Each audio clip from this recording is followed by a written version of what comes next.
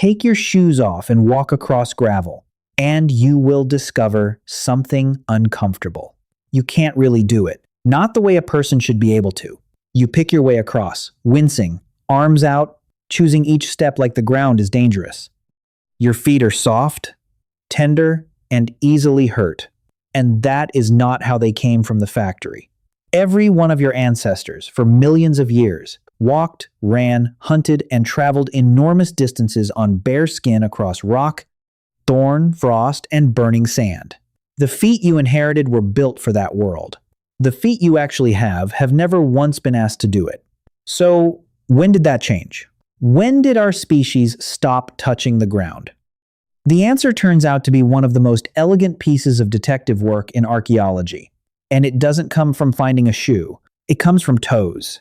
But before the toes, look at what a foot actually is, because we treat it as a stump at the bottom of the leg, and it is nothing of the kind. Each of your feet contains 26 bones. That is more than a quarter of all the bones in your entire body, packed into 2 structures at the ends of your legs. Add to that more than 30 joints and over 100 muscles, tendons, and ligaments. This is not a simple platform.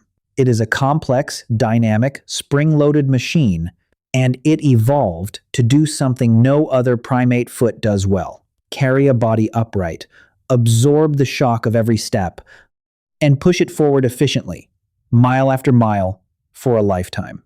The arch alone is a remarkable piece of design, a curved structure that flattens slightly under load to store energy in the stretched tissue beneath it, then springs back to return that energy as you push off into the next step. That is a mechanism that recycles a portion of the effort of every stride, and it is a large part of why humans are such extraordinary long-distance walkers and runners, capable of covering ground on foot that would exhaust animals far faster and stronger than us. Our ancestors were endurance animals. Covering distance was the thing they were best at, and they did every mile of it on bare skin. Because bare skin, used constantly, becomes something else entirely. A foot that has never known a shoe develops a thick, tough, leathery sole, not a callus in the damaged sense, but a genuine protective layer built by use. Studies of habitually barefoot people have found soles substantially thicker and harder than those of shoe wearers, tough enough to handle rough ground, while still transmitting sensation from the surface below. That's the part people miss, and it is the detail that changes how you picture an ancestral foot. The barefoot foot isn't numb, and it isn't damaged. It is armored and sensitive at the same time, constantly reading the texture and slope and temperature of the ground, and adjusting the whole body to it, step after step, without any conscious thought at all. That is the foot our ancestors had. So how do we know when they stopped using it? Here's the problem archaeologists faced. Shoes are made of organic material: hide, plant fiber, grass. Those things rot. In almost every environment on Earth, a shoe left behind by an ancient person is gone within decades, leaving nothing at all. So looking for old footwear is close to hopeless, because absence of evidence tells you nothing when the evidence was never going to survive. So one researcher looked somewhere else. He looked at bones. The insight is this: bone is living tissue, and it responds to use. Load it heavily and it grows denser and stronger. Stop loading it and it thins. This means a skeleton is, in a real sense, a record of what a body actually did while it was alive. Now apply that to a foot. When you walk barefoot, your toes work hard. They grip, they flex, they push against the ground, they stabilize you on uneven surfaces. Put a shoe on that foot, and much of that work stops. The sole does the gripping. The structure supports the flex. The toes go quiet. So the anthropologist Erik Trinkaus examined foot bones from human remains across a long span of prehistory, looking specifically at how strong the small toe bones were relative to the leg bones in the same individuals. And he found something striking. Starting around 40,000 years ago, the small bones in human toes get noticeably weaker and more slender, while the leg bones stay every bit as robust as they had always been. Sit with what that combination actually means, because the elegance of it is in the contrast rather than in either measurement alone. If these people had simply become less active, settling down, walking less, working less hard, then everything would have weakened together and the leg bones would have thinned right alongside the toes. But the legs stayed strong, which tells us these were people still walking and running and covering ground exactly as their ancestors had. Only the toes were doing less work. And there is really only one good explanation for toes, that quietly stop working while the legs carry on unchanged.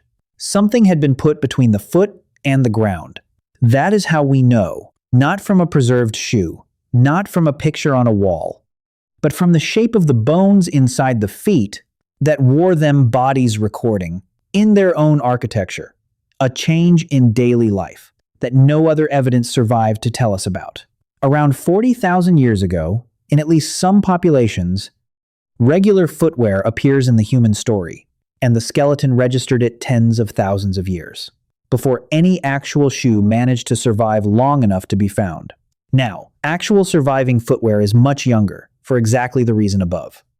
The oldest known shoes are sandals woven from sagebrush bark, found in a cave in Oregon, around 10,000 years old. There is a leather shoe from a cave in Armenia, roughly 5,500 years old, a single piece of hide, shaped to the foot and laced, and so well preserved it looks unnervingly modern. And there is Otzi, the man found frozen in the Alps, whose shoes had an outer hide layer and were packed with grass for insulation. Purpose-built cold-weather footwear, thousands of years old. Notice the gap. Bones say 40,000 years. Surviving shoes say 10,000. That gap isn't a contradiction. It's just the difference between when something happened and when the evidence stopped rotting. So that's the when. Now the more interesting question, why? Not comfort. That comes much later. And it's the wrong frame entirely for people whose feet were already tough enough to handle terrain that would destroy yours. The first shoes solved problems. And the first problem was cold. A bare foot in freezing conditions is one of the first parts of the body to fail. When the body gets cold, it protects the core first, pulling blood back from the extremities to keep the vital organs warm, which means the feet, already thin-skinned over bone, already pressed flat against frozen ground with every step, are among the first tissues abandoned to the cold. And frostbite in the ancient world was not a matter of discomfort or a story to tell later. It meant tissue that died where it sat, then blackened, then became infected, and in many cases it meant losing toes, or a foot, or a life. Picture what that looks like in practice. A group is moving through a northern winter, covering distance because staying still means starving, and one of them has feet that have gone from painful to numb, which feels like relief and is, in fact, the opposite. By the time the group stops that night, the damage is already done, and it is not the kind of damage that heals. Over the following weeks, that person becomes someone who cannot keep up, in a group that cannot afford to wait, in a landscape that does not care. There was no treatment for this. There was only prevention. For a walking species, that is catastrophic. In a way it would not be for almost any other animal. Damage a hand and you are impaired but mobile. Damage a foot badly enough and you cannot travel, cannot hunt, cannot follow a group that has to move to survive. And in a world where survival meant mobility, feet were simply not a body part anyone could afford to lose. This is why the timing and the geography of footwear fit together so neatly. Shoes show up in the record as humans push into colder northern environments, which is exactly where and when unprotected feet were most likely to kill the people standing on them. The second reason is injury, and it's the one people underestimate. A deep cut in the sole of a foot is a serious wound in a world without antibiotics. Think about where that wound sits. It gets contaminated the instant it happens. It is pressed back into dirt with every single step afterward, and it is located on precisely the part of the body that cannot be rested if a person needs to keep moving with their group. A cut on the arm can be kept clean and still. A cut on the sole is reopened 1,000 times a day. Infection from a foot wound could easily be fatal. Not dramatically, but slowly, over weeks, spreading from something as trivial as a sharp stone, a splinter of bone, or a thorn nobody saw. So a covering that keeps the sole intact is not a comfort item at all. It is preventive medicine. It is the difference between a hazard encountered constantly and one mostly avoided, applied to a body part, where small problems become lethal ones.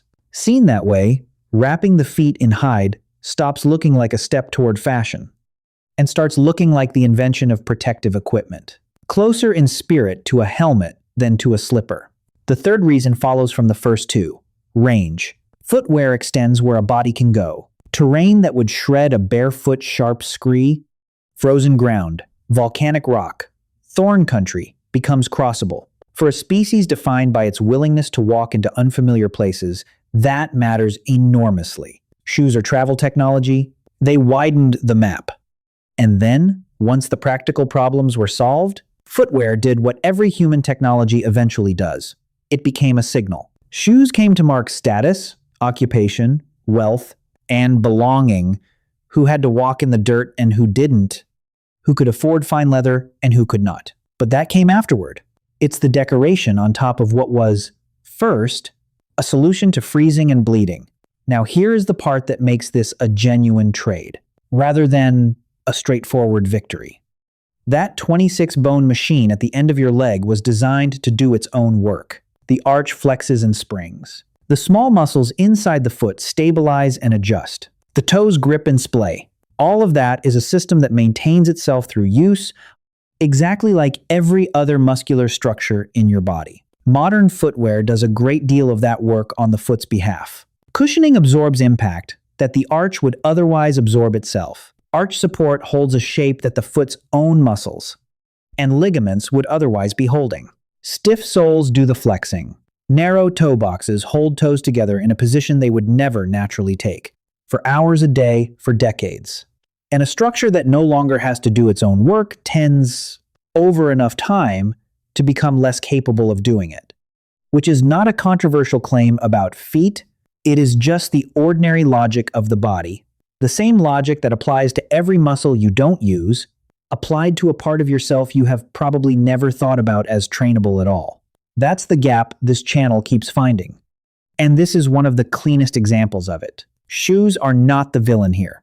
They solved frostbite, and they solved infection, and they widened the world. And no sensible person is giving them up. But your feet are living inside a solution so complete, so continuous, and so total, that the capability they were actually built around has gone essentially unused for your entire life. The problem was solved so thoroughly that the ability to face the problem quietly went with it. So come back now to wherever you're sitting and to whatever is on your feet. They've been in there most of today, probably most of yesterday. They have been wrapped, supported, cushioned, and protected almost every waking hour since you were a small child, and the ground you actually walk on has been flat, clean, and predictable for nearly all of it. Somewhere under all that engineering is a structure that took millions of years to build, capable of reading terrain through skin and gripping rock with toes, and carrying a person across a continent. You will almost certainly never use it that way. Neither will anyone you know. 40,000 years ago, some of your ancestors made a trade. They gave up the ground in exchange for keeping their toes, and it was a good trade. And every generation since has quietly renewed it without ever being asked. Your feet are the last part of you that remembers the earth, and they haven't touched it in years. If you made it this far, you are exactly the kind of person this channel exists for.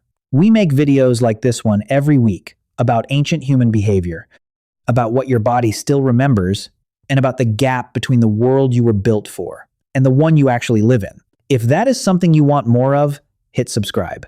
It costs you nothing, and it tells the algorithm that this kind of storytelling is worth keeping alive. See you in the next one.